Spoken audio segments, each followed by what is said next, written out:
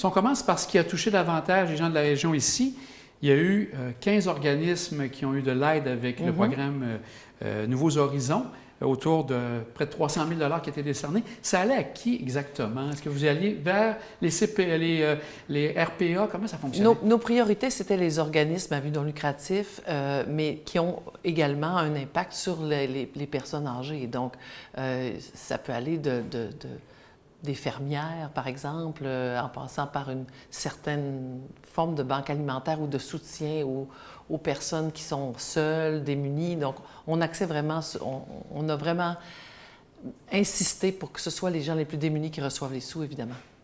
Aussi, il y a eu l'érosion des berges, oui. Qui a été un dossier important, puisque oui.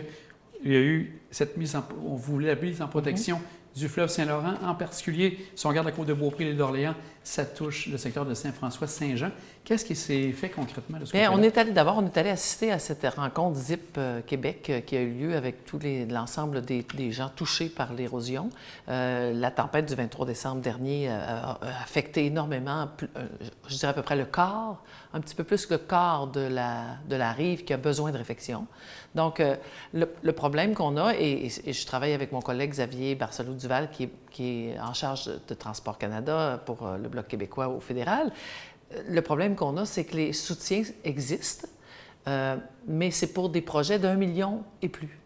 Et lorsqu'on a ce million-là en projet, parce qu'on pourrait évidemment gonfler des perspectives de réfection, mais si on gonfle pour avoir le 1 million, on a la subvention, mais de 40 %. Donc, d'une part comme dans l'autre, ça hypothèque les municipalités. Ça demeure des bons moments pour les municipalités. Oui, absolument. C'est très difficile à supporter. Donc, il faut que ça change. Il faut ou bien qu'ils changent ce programme-là pour qu'il soit mieux adapté, ou qu'ils fassent un programme qui est directement lié au changement climatique, à l'érosion des berges et à tout ce que ça... Les murets, comme à Baie-Saint-Paul, lors du sinistre à Baie-Saint-Paul, ils ont le même problème. Donc, il faut absolument... Et c'est urgent, parce qu'on est dedans. Là. On ne peut pas dire que ça va être dans 5 ans, dans 10 ans. On n'a plus de perspective. Il faut absolument que ça change rapidement. Fait qu'on insiste fort là-dessus, en ce moment. D'ajuster peut-être pour avoir un programme, peut-être une exception au programme, on pourrait dire? Une exception au programme, ou un ajustement, ou un programme mieux adapté, en fait. C'est ça l'idée, c'est d'être capable de s'en servir de ce programme-là. C'est pour ça que c'est supposé d'exister.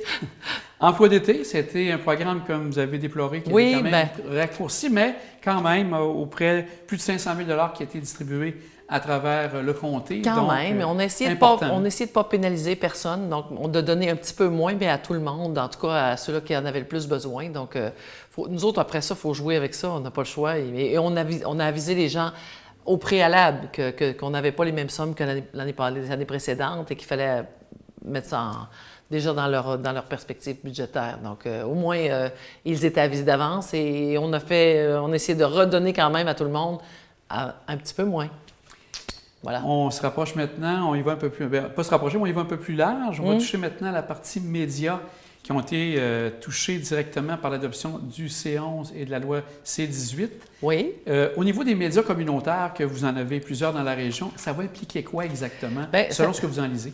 En fait, ça implique, comme je le dis souvent, c'est une expression de mon père, mais il faut mettre un garrot sur le saignement parce qu'à un moment donné, ça ne s'arrête plus. Et c'est toujours les multimillionnaires, multinationales qui s'enrichissent au détriment des entreprises d'ici. Alors, le citoyen a un rôle à jouer là-dedans. Et là, j'interpelle vraiment tout le monde. Retournez vers vos médias locaux, retournez publiciser, donnez-leur une petite chance de rester debout le temps que les choses s'ajustent. Parce qu'on est en période d'adaptation. Meta va arrêter de babouner à un moment donné, puis il va revenir sur ses... Il le fait ailleurs. Il n'y a pas de raison qu'il le fasse pas au Canada puis au Québec. Mais le temps que ça se passe, c'est sûr qu'il y a un petit moment difficile. Donc, l'important là-dedans, c'est vraiment le geste citoyen. Donc, la publicité, consulter davantage Parce que je le disais, c'est très important, les médias locaux. On pense que c'est accessoire. Ce n'est pas accessoire quand vient quelque chose comme le sinistre qu'il y a eu à Baie-Saint-Paul. C'est pas les médias nationaux qui ont dit aux gens « Allez à telle place pour avoir de la bouffe, de l'abri ». C'est les médias locaux qui ont fait ça. Donc, on ne sait pas à quel point ces médias-là sont précieux et il faut absolument, en ce moment, ils ont besoin de nous.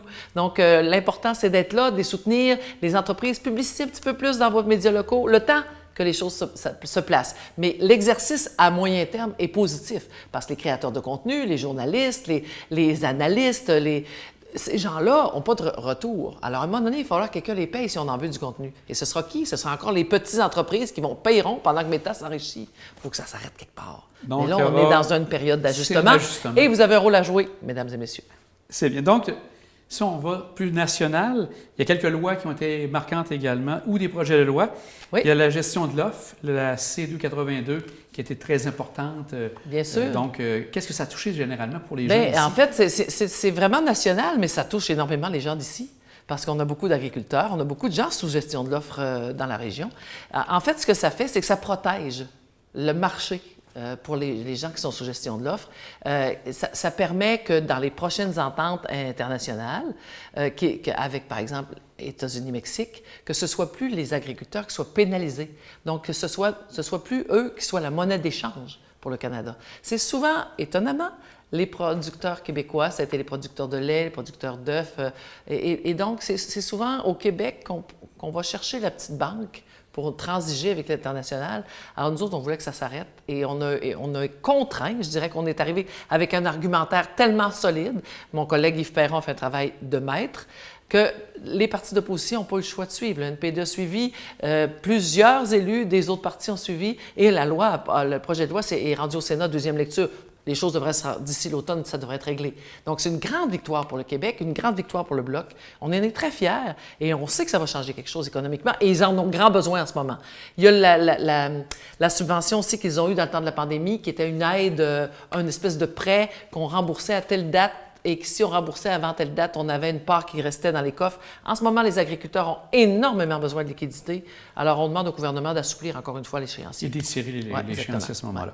Il y a la protection aussi de tout ce qui touche les caisses de retraite. Un grand succès. Très important de ce côté-là. Un grand succès de ma collègue Marilyn Gill qui avait depuis longtemps mis en place ce projet de loi qui n'avait pas eu lieu. Mais je vous jure, quand le projet de loi a passé, bien que ce soit nos collègues conservateurs qui l'aient amené cette fois-ci, celle qui a été le plus applaudie, c'était notre collègue Marilyn Gill du Bloc québécois, parce que c'est vraiment elle qui s'est battue pour ça. Donc, ça protège, en fait, les créanciers de perdre leur retraite, chose qui était dramatique. En cas de fermeture, de faillite ou les gens qui avaient travaillé toute leur vie à contribuer pour leur fonds de retraite le perdaient.